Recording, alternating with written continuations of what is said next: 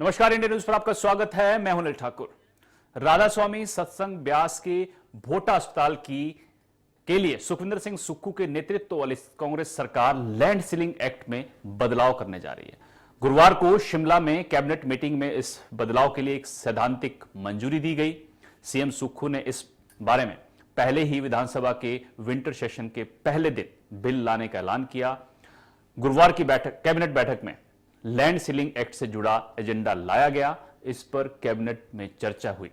उद्योग मंत्री हर्षवर्धन चौहान ने बताया कि लैंड सीलिंग एक्ट में बदलाव के लिए कैबिनेट में सैद्धांतिक मंजूरी को लेकर सहमति बनी है। सीएम ने सभी विधि विभाग को प्रस्तावित बदलाव को और बेहतर तरीके से ड्राफ्ट करने के निर्देश दिए हैं। कैबिनेट में जो एजेंडा लाया गया उसमें सीएम को कुछ कमियां दिखी हैं। उन कमियों को दूर करने के लिए निर्देश भी दिए गए हैं।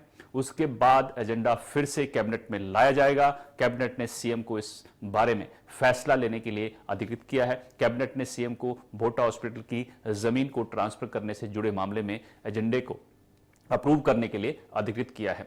आपको बता दें कि राधा स्वामी सत्संग ब्यास के भोटा हॉस्पिटल को इस वक्त डेरा ब्यास की सिस्टर ऑर्गेनाइजेशन महाराजा जगत सिंह रिलीफ सोसाइटी चला रही है। डेरा ब्यास चाहता है कि अस्पताल की जमीन को मालिकाना हक भी महाराजा Jagat Singh medical relief society को दिया जाए। इसके लिए लैंड सीलिंग एक्ट में बदलाव करना होगा। ये एक्ट संविधान द्वारा संरक्षित है, लिहाजा विधानसभा में बिल लाकर बदलाव किया जा सकता है। फिर बिल को राष्ट्रपति की मंजूरी मिलना जरूरी है। अब कैबिनेट में इसमें बदलाव की सैद्धांतिक मंजूरी तो दे दी है, यानी बदलाव की तरफ पहला कदम तो बढ़ गया है। अब सबकी निगाहें 18 दिसंबर से धर्मशाला में शुरू हो रहे विंटर सेशन पर लगी हैं।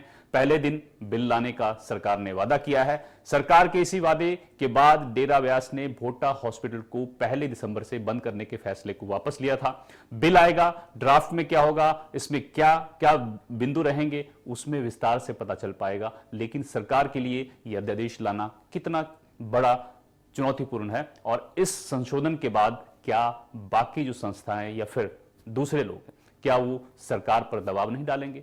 भोटा हॉस्पिटल को बचाने के लिए हम अच्छा काम तो कर रहे हैं, लेकिन भविष्य में क्या यह संशोधन गले की फांस भी बन सकता है? सरकारों की मुश्किलें आने वाले वक्त में कितनी बढ़ेंगी, चर्चा करेंगे। लेकिन पहले सुनिए इस मामले पर उद्योग मंत्री हर्षवर्धन चौहान ने क्या कुछ कहा है। भूल गया कि लैंड सीलिंग एक्ट में आज जो कैबिनेट में जो हमारे भोटा का हॉस्पिटल है, हमीरपुर जिले में भोटा का हॉस्पिटल है, उसको लैंड जो देने की ये विस्तृत रूप से कैबिनेट में आज एजेंडा आया और उस पर विस्तृत रूप से चर्चा की गई और उसमें कुछ त्रुटियां पाई गई हैं कि उसमें कोई फ्लॉज थे और इसलिए उसको जो है मुख्यमंत्री जी ने कहा है कि इसको पूरे विस्तृत रूप से डिटेल्ड रूप में जो है जो उसमें अमेंडमेंट होनी है, लैंड सीलिंग एक्ट में अमेंडमेंट होनी है, उसमें आज कैबिनेट ने अपनी एक सैद्धांतिक स्वीकृति प्रदान की है। भोटा वाले हॉस्पिटल जो इशू चल रहा है उसमें सैद्धांतिक कैबिनेट ने की है, मगर उसमें मुख्यमंत्री जी ने कहा है कि विस्तृत रूप से जो त्रुटि या पाई गई जो एजेंडे में आइटम्स थी उसमें फ्लॉज लगे मुख्यमंत्री जी को, उन्होंने विस्तृत रूप से कहा कि दोबारा से इसको उसको कैबिनेट में लाया जाएगा या मुख्यमंत्री जी को कैबिनेट ने अधिकृत किया है कि cabinet chief minister is competent to approve the agenda वो रिगार्डिंग दिस भोटा हॉस्पिटल। चलिए चर्चा करेंगे। रणधीर शर्मा बीजेपी की तरफ से, राजेश धर्मानी कैबिनेट मंत्री हमारे साथ जुड़े हैं। रणधीर जी, राजेश धर्मानी जी, आपका स्वागत है इंडिया न्यूज पर। आवाज मिल पा रही है आपको? धन्यवाद। सबसे पहले राजेश धर्मानी जी, मेरा सवाल आपसे है जी। दर्शक जानने चाहते हैं, हिमाचल के पूरे लोग जो इंडिया न्यूज के साथ जुड़े हैं, कि आप एक अध्यादेश लाने की तैयारी में, एक बदलाव जो है वो लैंड सीलिंग एक्ट में करने की तैयारी में है सरकार। धार्मिक संस्थाओं के दबाव में, ठीक है, आप भोटा हॉस्पिटल को बचाने के लिए फैसला लेने जा रहे हैं, लेकिन क्या आने वाले वक्त में, क्या फ्यूचर में ये सरकार की गले की फांस भी बन सकता है? दूसरे लोग, दूसरी धार्मिक संस्थाएं भी आप पर फिर प्रेशर बनाएंगी, तब क्या होगा? देखिए, जो ये लैंड सीलिंग एक्ट है और जो भोटा हॉस्पिटल की जिसकी रेफरेंस में ये चर्चा हो रही है जी, ये 2012 में इस एक्ट में जो है संशोधन किया था और उसमें भी जो राधा स्वामी सत्संग सोसाइटी है उसको रिलीफ देने के उद्देश्य से ही ये किया गया था। और उसमें एक क्लॉज था कि जो ऐसी रिलीजियस बॉडीज हैं जिनके पास जो लिमिट है उससे ज्यादा लैंड उनके नाम से, उसको यूज करें, उसके लिए एग्जेम्पशन दी थी, बट उसको ट्रांसफर नहीं कर सकते किसी दूसरी ट्रस्ट के नाम से, दूसरी सोसाइटी के नाम से, या किसी भी तरीके से ट्रांसफर नहीं हो सकती। तो अभी जो इनके सामने ये इशू आया कि जो भोटा का हॉस्पिटल है उसमें करीब 2 करोड़ का इनको जो है जीएसटी पे करना पड़ता है। तो इस हालात में उस भोटा हॉस्पिटल को सस्टेन करना, उसकी सर्विसेज को चलाए रखना इनको मुश्किल हो रहा था। और इस वजह से इन्होंने ये तय कि महाराजा जगत सिंह जी के नाम से ट्रस्ट है, ब्यास और हिसार में हॉस्पिटल उसके नाम से चलता है, तो वहां पे जो है जीएसटी एग्जेम्पशन है उस ट्रस्ट के लिए। तो इसलिए इनकी मैनेजमेंट ने ये डिसाइड किया कि इसको हॉस्पिटल को भी हम महाराजा जगत सिंह ट्रस्ट के नाम से ट्रांसफर करेंगे। जब ट्रांसफर करने की बात आई तो फिर जो एक्ट में संशोधन 2012 में हुआ था, जो 2014 में नोटिफाई हुआ, वो जो उसमें वजह से वो दिक्कत आ रही थी।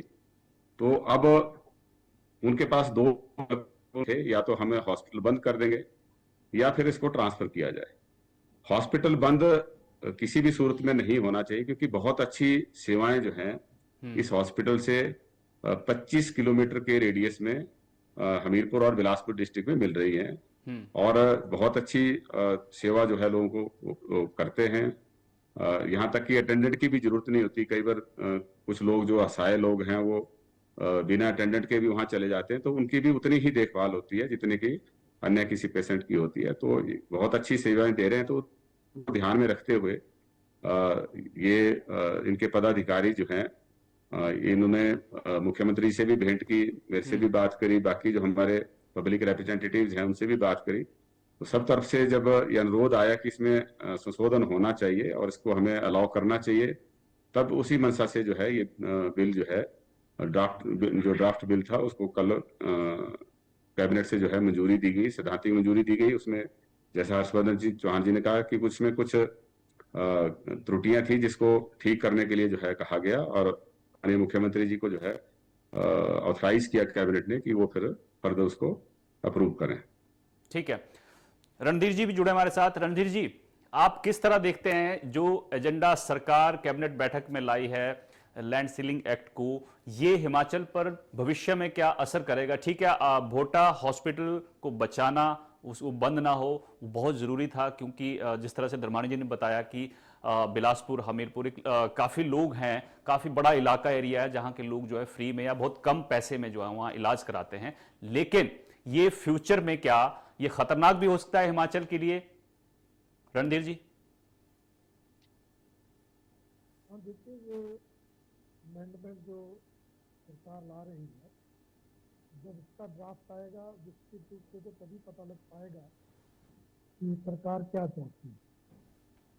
जहाँ तक विषय राधा स्वामी सत्संग ब्यास वालों की बात है, निश्चित रूप से आध्यात्मिक संस्था है, धार्मिक संस्था है, और वो महाराजा जगत सिंह नाम से जो ट्रस्ट उन्होंने चलाए, मेडिकल ट्रस्ट, उसके माध्यम से वहाँ हॉस्पिटल भी चलाती है, और 1,000 के लगभग वहाँ हर दिन मरीज जो है आते जाते हैं, और अच्छी सेवाएं वो हॉस्पिटल दे रहा है। और उनको दिक्कत है, मेरा भी जिस दिन रीत को जाना हुआ वहाँ लोगों में रास्ता रोका था, तो मेरा भी वहाँ से हॉस्पिटल के डायरेक्टर साहब से मिलना हुआ, तो उन्होंने जानकारी दी थी कि किस तरह से जो ये हॉस्पिटल का ट्रस्ट है उसके नाम जमीन ना होने के कारण उनको जीएसटी पे करनी पड़ती है, और उसके कारण हॉस्पिटल चलाने में जो है फाइनेंशियली दिक्कत आ रही है। इसलिए काफी समय से वो मांग कर रहे हैं कि हमारी ही जमीन जो राजा स्वामी सत्संग ब्यास के पास है, उसमें से जितनी जमीन में हॉस्पिटल बनाए वो उस ट्रस्ट पे नाम कर दी जाए। ये हमारा जो लैंड सीलिंग एक्ट है, इसकी जो अमेंडमेंट जैसे धर्मानी जी ने कहा, उसके कारण अड़चन है, इसलिए और अमेंडमेंट तो लाने ही पड़े। परंतु ये ध्यान जरूर सरकार को रखना चाहिए कि ऐसी अमेंडमेंट लाई जाए उसमें ये प्रावधान किए जाए ताकि कोई और संस्था इस अमेंडमेंट का, इस बिल का दुरुपयोग न करे। ये ठीक है, इस राधा समय से संघ ब्याज की जमीन को अगर मेडिकल हॉस्पिटल के ट्रस्ट के लिए देते हैं तो हम निश्चित रूप से समर्थन करेंगे, परंतु प्रावधान ये भी करना पड़ेगा कि भविष्य में और लोग और संस्थान इस अमेंडमेंट के नाम पर इसका दुरुपयोग करके, कई संस्थाएं जिन्होंने जमीन ले रखी है वो दुरुपयोग करके जमीन को बेचना या उस नाते जो है उसका मिसयूज ना करें, ऐसे ही अमेंडमेंट इनको लानी पड़ेगी। अब फाइनली हम ड्राफ्ट देखने के बाद ही जो है इस पर निर्णय लेंगे। बिल्कुल, मतलब ड्राफ्ट आएगा उसी के बाद सारी चीजें पता चलेंगी, लेकिन भविष्य में इसका दुरुपयोग ना हो ये बहुत जरूरी है, सरकार की जिम्मेदारी है। धर्माणी जी, क्या कोई दूसरा रास्ता नहीं था हॉस्पिटल को बचाने का कि अगर हम ये अध्यादेश लाना बहुत जरूरी था, कोई रास्ता और भी सरकार ने मतलब ध्यान दिया था कि और भी चीजें हो सकती हैं जिसके थ्रू हॉस्पिटल को बचाया जाए?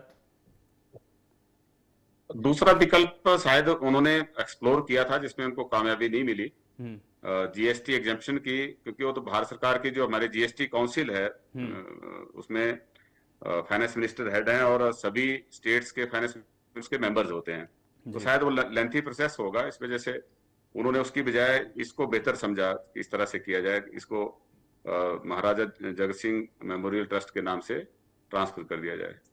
तो हमारा कुल मकसद यही है कि वो हॉस्पिटल चलता रहे, और वैसे भी जो ट्रैक रिकॉर्ड है उसमें राधा स्वामी सत्संग सोसाइटी की बहुत अच्छी सर्विसेज जो हैं, वो चाहे आध्यात्मिक सर्विसेज हैं चाहे सोशल सर्विसेज हैं, वो हमेशा मिलती रही है। कोरोना के टाइम पे भी इन्होंने सभी जगह जहां इनके सेंटर थे, अपने हॉस्पिटल थे, सब जगह पब्लिक के लिए ओपन कर दिए, कई जगह पे वहां पे जो है क्वारंटाइन सेंटर बनाए गए और लोगों को काफी सुविधा हुई, और जब भी कोई त्रासदी किसी भी तरह की जरूरत रहती है तो हमेशा ये आगे आके लोगों की सेवा में सबसे आगे खड़े होते हैं।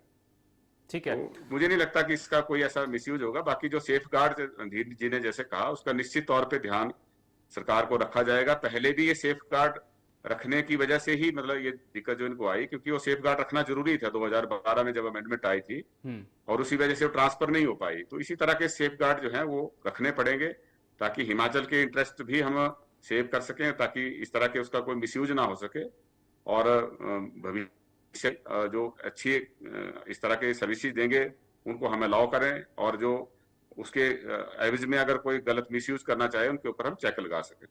ठीक है।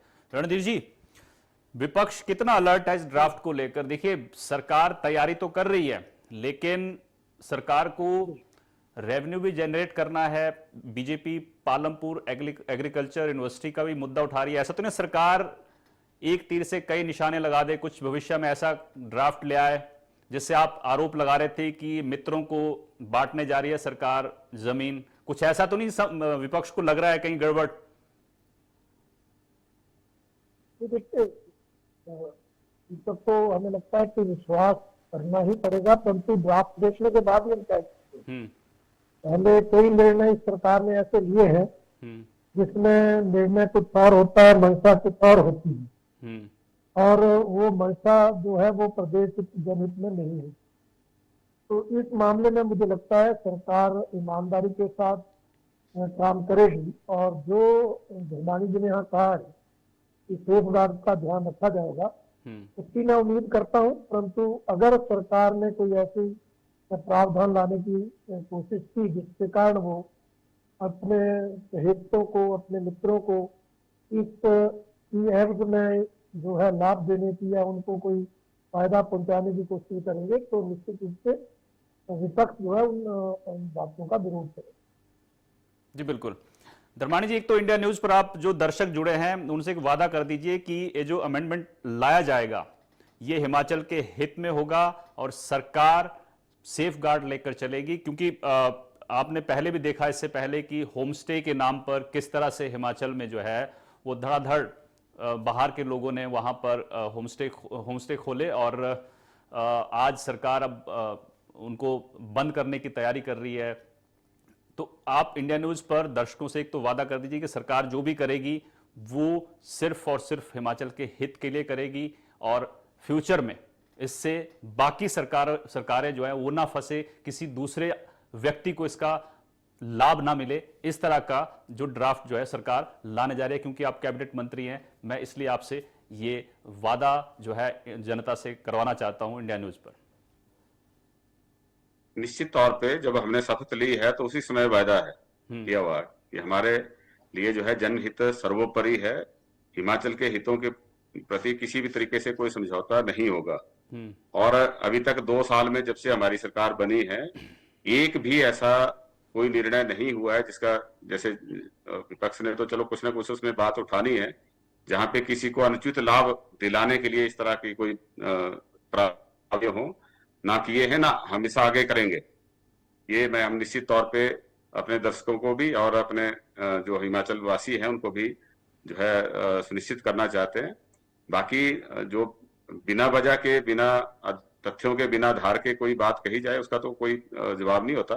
लेकिन ये निश्चित है कि हिमाचल के हित हमारे लिए सर्वोपरि है और सर्वोपरि ही रहेंगे। सर, जीएसटी में छूट की बात कही आपने, शायद उन्होंने कोशिश की थी, तो क्या सरकार ने कोई भूमिका नहीं निभाई इसमें कि जीएसटी में छूट दिलवाने की कोशिश की जाए, केंद्र से बात की जाए? ऐसा कुछ आपकी तरफ से कोशिश नहीं की गई? अब हमारे पास इस तरह का कोई प्रपोजल नहीं आया कि सरकार कुछ करे, लेकिन जो उनके रिप्रेजेंटेशन आए थे उसमें जरूर उन्होंने इस बात का जिक्र किया था। ओके, ठीक है। रणधीर जी, देखिए, राजेश धर्माणी जी कह रहे हैं कि विपक्ष तो कुछ ना कुछ बोलेगा, लेकिन वो वादा भी कर रहे हैं कि ऐसा कोई काम नहीं करेंगे जिससे हिमाचल के हितों से खिलवाड़ हो। लेकिन ये बात कर रहे हैं कि जीएसटी में छूट नहीं मिली, केंद्र में सरकार आपकी है, आप तक मुझे पता नहीं कि आपसे कभी बात हुई हो, विपक्ष से सरकार ने बात की हो, या अमेंडमेंट जो ला रही है उस पर कोई बैठक हुई हो, विपक्ष को बताया गया हो, लेकिन ये रास्ता जो है इस पर भी विचार किया जा सकता था। इस विषय की तो मुझे जानकारी नहीं है। सरकार ने भी इस विषय पर कोई विपक्ष के साथ चर्चा नहीं, कोई बातचीत नहीं की है, इसलिए इस रास्ते को अडॉप्ट किया जा सकता था। उसमें क्या दिक्कत थी, इस विषय पर मैं अपनी बात नहीं कर सकता, क्योंकि मेरे ध्यान में ये बात नहीं है। परंतु मैं धर्माणी जी इस बात से सहमत नहीं हूँ कि विपक्ष बिना तथ्यों से बात करता है, बिना प्रमाण से बात करता है। हमने जो भी आरोप सरकार पर लगाए हैं, जो भी हमने मुद्दे उठाए हैं, वो प्रमाण सहित उठाए हैं, तथ्यों के आधार पर उठाए हैं, और कोई ऐसे विषय भी ध्यान में आए हैं जो सरकार ने अपने हितों को लाभ देने के लिए निर्णय लिए हैं। अब वो विषयांतर होगा उस पर बोलना, इसलिए मैं उनको गिनाना नहीं चाहता, किंतु मैं इतना जरूर कहना चाहता हूँ, विपक्ष जिम्मेदारी के साथ अपनी बात करता है, जिम्मेदारी के साथ विपक्ष की भूमिका अदा करता है, किंतु सरकार उस मामले को कितनी गंभीरता से लेती है ये सरकार पर निर्भर करती है, और अंत में जनता फैसला लेती है कौन सही है और कौन गलत। इसलिए मैं धर्माणी जी से ही कहना चाहूंगा कि वो ऐसे आरोप तो विपक्ष पर न लगाए। हमने तो अभी भी 11 तारीख को जो सरकार के 2 साल के कार्यकाल का काला चिट्ठा जो हमने महामहिम राज्यपाल महोदय को सौंपा है, उसमें हर आरोप को हमने प्रमाण सहित दिए, में हमने प्रवेश किए, प्रमाण दिए। इसलिए कोई विषय ऐसा नहीं है जिसका प्रमाण मिल गया हो। हाँ, ये जहाँ तकनीकी विषय की बात है, इस विषय पर इन्होंने हमारे से वादा किया है, आपके माध्यम से जनता से वादा किया है कि इस विषय पर अमेंडमेंट लाते हुए सारे सेफगार्ड लिखे जाएंगे, ताकि इस अमेंडमेंट का दुरुपयोग ना हो और इस अमेंडमेंट के कारण ये और लोगों को अनुचित फायदा ना पहुंचे। इस बात की चिंता करें। धर्माणी जी, क्या कहना है आपका? जो आरोप लगा रहे हैं रणधीर जी आप पर कि सरकार कुछ फैसला कुछ और करती है, फिर रिजल्ट कुछ और आता है, और जिस तरह से इन्होंने बताया कि मित्रों को फायदा पहुंचाने के लिए, ये तो इनकी टर्म कॉइन की हुई है। रणधीर जी ने ये बोला था कि मित्रों की सरकार है, तो अब भाजपा में हमने ढूंढने की कोशिश की कि भाजपा सरकार में जो दुश्मन कौन थे जो उन्होंने सरकार में शामिल किए थे, है ना। सरकार तो सबकी होती है, लेकिन जिनको ये मित्र कहते हैं वो पार्टी के लोग हैं, समर्थ पार्टी। जैसे रणधीर जी भी पिछली सरकार में वाइस चेयरमैन थे, तो वैसे ही हमारी पार्टी ने बनाया। इनके समय में तो हमारे जितने चेयरमैन वाइस चेयरमैन हमारे समय से 10 गुना थे। और दूसरी मैं बात कहना चाहूंगा, जिस चार्जशीट की बात कर रहे हैं, इनको चाहिए कि जब इनके पास तथ्य हैं तो लोकायुक्त के पास जाएं, एफिडेविट दें। लोकायुक्त के पास न्यायिक शक्तियां हैं और तुरंत वो फैसला करेंगे। जिसकी ने भी गलत कुछ किया होगा उसके खिलाफ जो है अपने जजमेंट पास करेंगे। क्योंकि माननीय राज्यपाल महोदय को ज्ञापन देना तो वो तो सिर्फ एक, मैं कहूंगा कि राजनीतिक स्टंट करने की कोशिश करी है, बाकी इससे ज्यादा कुछ नहीं है। तथ्यों पे आधारित हो तो आप जरूर जो है लोकायुक्त के पास जाएं और वहां पे एफिडेविट फाइल करके जो है जांच की मांग करें। जांच होगी और निश्चित तौर पे दोषियों को दंड मिलना चाहिए। ठीक है, रणधीर जी कुछ कहना चाहेंगे? मैं ये कहना चाहूंगा कि हमने महामहिम राज्यपाल महोदय से यही मांग की है कि इसकी जांच एजेंसी जो है जांच की दोषी है उनके माध्यम से जांच कराएं। लोकायुक्त तो सरकार ही नियुक्त करती है, वो सरकार के खिलाफ क्या जांच करेगी। इसलिए हमने महामहिम राज्यपाल महोदय को चार्जशीट दी है। हालांकि हमने उसका नाम चार्जशीट की रखा, पर धर्मानी जी ने मान लिया है, अच्छी बात है। तो अगर सरकार को लगता है कि कोई आरोप ऐसा है तो सरकार भी की जांच करवा सकती है। तो महामहिम राज्यपाल महोदय से ही कहते हैं कितनी एजेंसी की है, संस्कृत में किसी एजेंसी से जो भी आरोप है उनकी जांच कराई। ठीक है, बहुत बहुत शुक्रिया। जो आरोप है वो जी जी कर लीजिए, पूरा कर लीजिए। बाकी जो इन्होंने कहा है कि मैंने कर्म खो दिया है, ऐसी बात नहीं है। मित्रों को फायदा, अब धर्मानी जी आप तो मित्रों की श्रेणी में आते नहीं है। जो मित्र थे वो पहली लाइन में मंत्री बन गए, आपको 1 साल इंतजार करना पड़ा। तो आप कार्यकर्ता पार्टी के समर्पित नेता के नाते मंत्री बने, और जो पहली लिस्ट में जो मंत्री बने वो मित्रों की श्रेणी में मंत्री बने। वैसे ही जो तुरंत कैबिनेट रैंक के चेयरमैन बन गए, जिनको जो है बिना बाकियों के मानदेय बढ़ाए कुछ से मानदेय बढ़ा रहे हैं, इसमें कुछ घनिष्ठ मित्र है, कुछ मित्र हैं, तो वो सारी जनता भी देख रही है, हम भी देख रहे हैं। और क्या क्या हाई कोर्ट में एचपीटीडीसी के मामले में हुआ वो भी सबने देखा है कि किस तरह से होटलों को घाटे का बताकर निजी हाथों में सौंपने की तैयारी सरकार ने की हुई थी, और वो मुख्यमंत्री महोदय ने भी स्वीकार किया। इसलिए मुझे लगता है चर्चा की तो आवश्यकता नहीं है। मानी जी भी जानते हैं, ये ठीक है, बचाव करना इनका धर्म है, वो इन्होंने शर्त ली है तो उसको ये निभाएंगे।